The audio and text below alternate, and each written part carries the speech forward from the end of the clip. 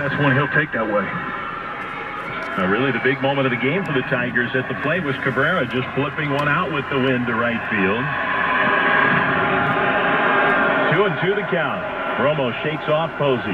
Now has the one he likes.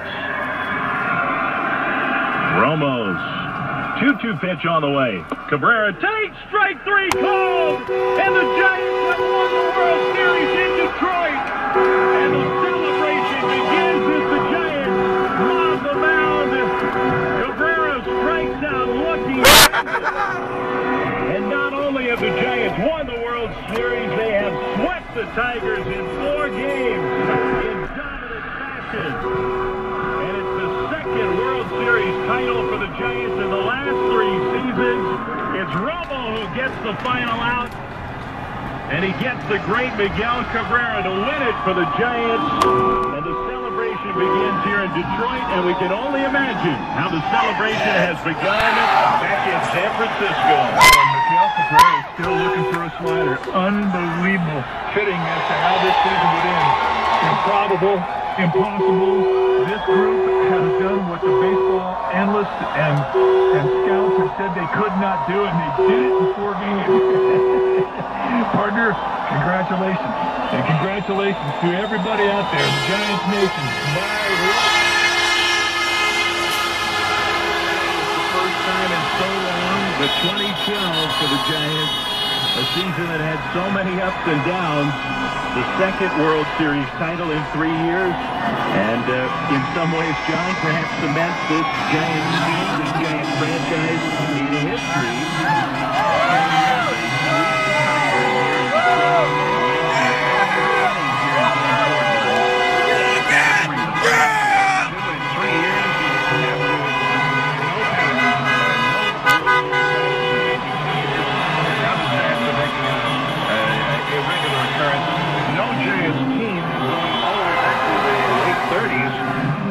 Won 2 World Series in such a short period of time. The 36 and 37 Giants won back-to-back.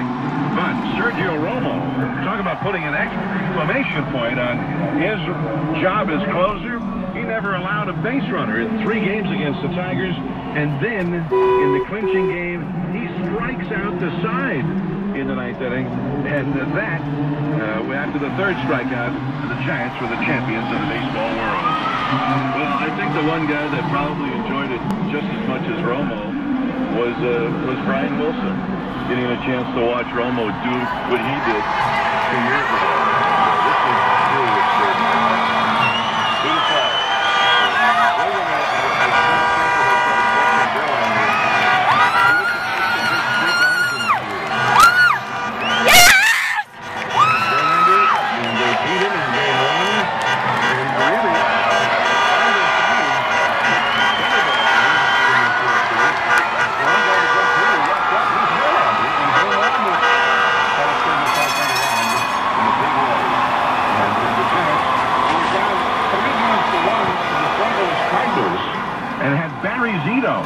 As all of us standing between them and going home for the winter, they not only won Barry Zito's start, and convincingly, Zito pitched a shutout with a little help in the bullpen, and the Giants never lost another game, not to the Cardinals, not to the Tigers, not to anybody. A duplicating the feat that the Boston Red Sox performed 5 years ago, when they were down 2 games to 1 to Cleveland, and then ran the table and swept the Rockies in the World Series.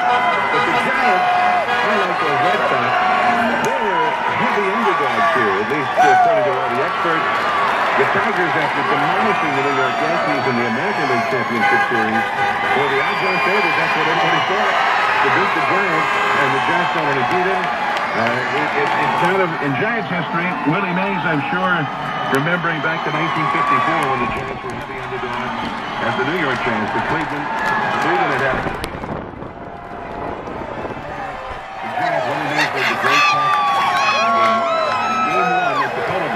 famous captain in history of the World Series. That turned that game around. The Giants won that game, and they never lost in that World Series. They smashed the heavily favored Cleveland Indians. 2 years ago, that was the last time the Giants had won a World Series. Now, twice in 3 years. The celebration is on big time, right out behind the pitcher's mound here in Detroit. One thing we do know, Giants fans, they know how to celebrate. And these Giants players, they know how to do it too. There's unrestrained joy out there. The Giants doing something that nobody's ever done before in both the division series, winning 3 in a row after falling seemingly hopelessly behind the Reds, and then way behind the Cardinals, the defending world champions, and they beat them 3 in a row, only to then sweep the Detroit Tigers. And just like 2010, it seemed like the easiest series for the Giants was the World Series against the team that was heavily favored to knock them off. Well, and think about how it got won here in the 10th inning. The what hotel? Unlikely candidate, Brian Perry, when they asked Drew Bochy before the game as to So what hotel? VH, and he said, I like his attitude. Oh, okay. He can do more things. He makes good adjustments within the game. He makes good adjustments within the at-bat. And in National League style, against a closer, Phil Koch, who was absolutely lights out nasty, he gets a leadoff single. The Giants spun him over on a first pitch, bunt sacrifice, perfect by Brandon Crawford. A 2-run fastball that was called a ball, and it was a very close pitch. Koch wanted it. It changed everything. Instead of a 2-2 count, he now had to face a 3-1 count. And Marco Scudero in a 3-1 count with leverage as a hitter, a base hit up the middle. Giants once again manufacture a run National League style, and they walk out of here world champions. And John, it was so fitting for this team to win this game this way, because that's how they won the World Championship. And you look at their entire body of work this year, it just has to make anybody that likes National League baseball tingle. Indeed, and truly, who would you rather have up there on this roster?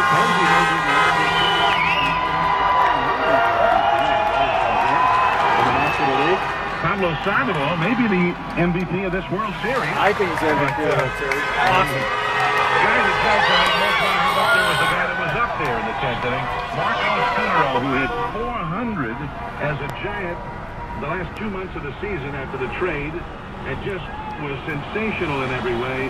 The MVP of the League Championship Series, and tonight he did, and I don't think Giants fans were surprised in the slightest. He got the base hit to knock in the run, as always, it seems. You know, I think we said it in the Cardinals series when Scudero got a big hit. Advanced scouts did their work in September. They'd known that that's the one guy that you don't want to face in that situation. Is Marco Scudero. He was behind him. You mentioned that big pitch that could have been 2-2 century one. I thought he was going to just go ahead and see if he could. Start over with Pablo. Pablo had not had a single plate appearance batting right-handed in this World Series. Right. He'd had 4 the whole, which is what, almost a month's time. He'd hardly batted right-handed the whole time, and yet he threw a strike. He thought he could get Scudero. He got strike 2 finally, 3-2, and then Scudero did that thing he does so well. And it's going to be a long time. Red Sox. I think from now, before any of us forget just how good Scudero has been in October, and as a